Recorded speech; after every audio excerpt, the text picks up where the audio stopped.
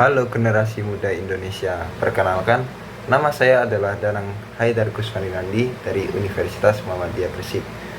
Saat ini, kita hidup di era yang penuh tantangan dan perubahan.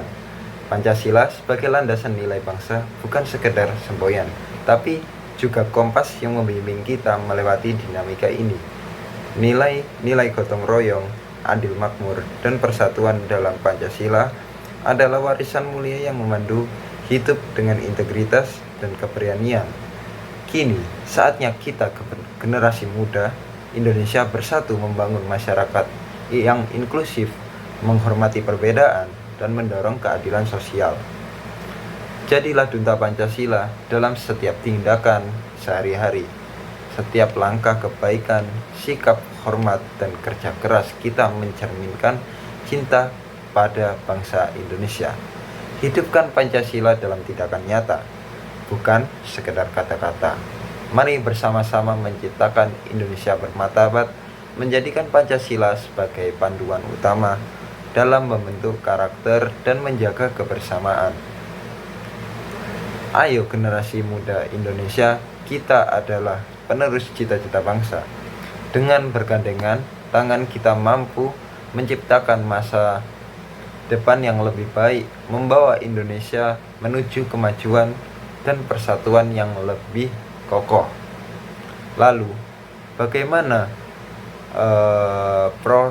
perumusan Pancasila secara historis? Jadi, Pancasila dirumuskan dalam sidang pertama oleh Badan Penyidik Usaha Persiapan Kemerdekaan atau yang disingkat BPUPKI yang dilaksanakan pada tanggal 29 Mei hingga tanggal 1 Juni tahun 1945. Terdapat 3 tokoh perumusan Pancasila, yaitu Muhammad Yamin, Supomo, dan Soekarno. Mereka mengutarakan usulan dasar negara tersebut dalam sidang BPUPKI. Nah, jika disimpulkan, maka persamaan rumusan dari ketiga tokoh tersebut adalah yang pertama, yaitu tujuan dasar negara, jumlah butir, dan kata ketuhanan, serta berkebangsaan internasional. Butir Pancasila sila ke-1 sempat berubah, yang awalnya ketuhanan dengan kewajiban menjalankan syariat Islam bagi pemeluk-pemeluknya diubah dikarenakan beberapa tokoh perwakilan dari Indonesia Timur menyatakan keberatan dengan sila pertama tersebut dalam rumusan. Pasalnya, rakyat Indonesia tidak hanya berasal dari kalangan Muslim saja. Nah, hal itu menjadi salah satu latar belakang perubahan sila pertama Pancasila yang sebelumnya menjadi ketuhanan yang Maha Esa yang kita kenal sampai saat ini. Lalu, faktor-faktor sosiologis apa saja sih yang menjadikan Pancasila ini diterima sebagai ideologi di negara Indonesia? Nah, Pancasila sebagai ideologi negara berakar dalam kehidupan masyarakat. Unsur-unsur sosiologis yang membentuk Pancasila sebagai ideologi negara meliputi hal-hal sebagai berikut, yaitu yang pertama, 1.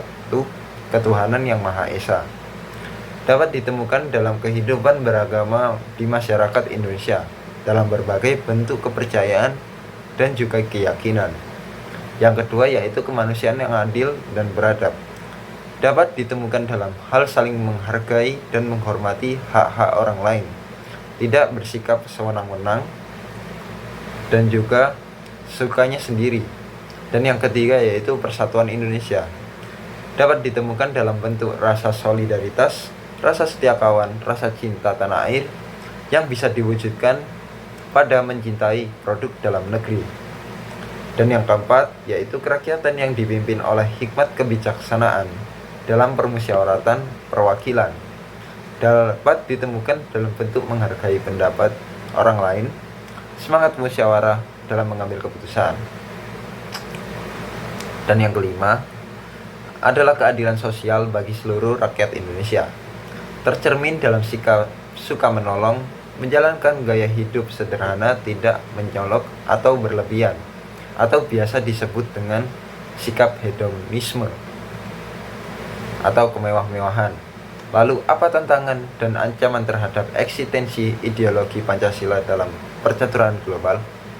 Nah, tantangan Pancasila di masa sekarang yaitu dengan semakin berkembangnya zaman dan semakin berkembangnya teknologi, maka informasi semakin mudah didapat dan globalisasi juga semakin mudah menyebar.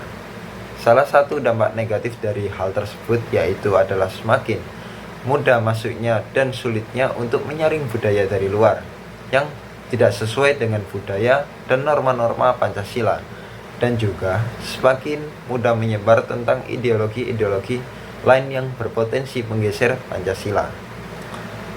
Lalu peluangnya Pancasila di masa sekarang itu apa sih?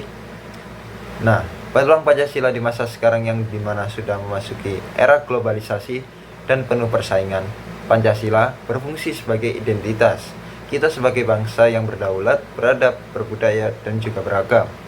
Nah, Pancasila ini dapat menjadi filter atau penyeleksi. Dengan Pancasila juga kita dapat membedakan mana budaya yang harus diterima dan disaring terlebih dahulu.